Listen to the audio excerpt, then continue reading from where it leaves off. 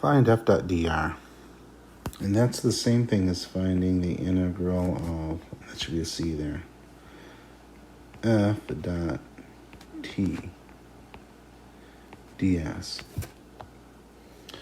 which is equal to the integral of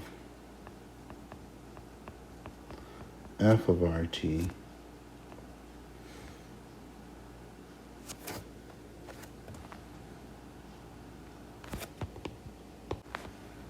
dotted r prime t dt. All right, so that's what we're really looking for here. So looking at this problem here, let's find out what that is. But before we do, I want to talk about the graph that we see here. So remember in a previous video, I said, hey, as I'm traveling along this, I see all these tangent vectors. And again, those are in a sense measuring if this vector field is helping or hurting me as I move through this path in this direction here. So now if you notice at every point, it looks like the vector field, and that's the field in the back here, is kind of pushing me or going in mostly the same direction as I'm going on my path, which means it's going in the same direction as my tangent vectors all the way around. So let's see what that means for us here. So if I'm going to set up my integral, now one of the things I'll point out to you, it says, hey, the t is going from 0 to pi. So when I set up my integral from 0 to pi, my f, when I plug in my rt, is going to be negative sine t, comma, and it's my x now, cos t. And all I'm doing is going by this. So here is my y, and this is my y component here.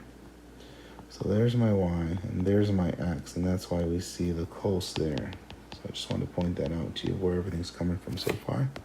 And it says dotted with r prime t. So r prime t is going to be negative sine t, comma, cos t. Okay, just get that from here. Take the derivative of each component.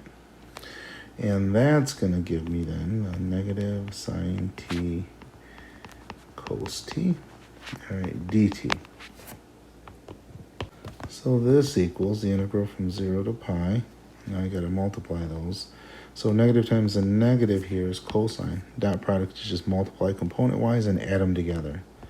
So sine squared t, and then plus cosine squared t, dt. So this is going to be the integral from 0 to pi of 1 dt. Because sine squared t plus cosine squared t equals 1, which equals t when I integrate it from 0 to pi.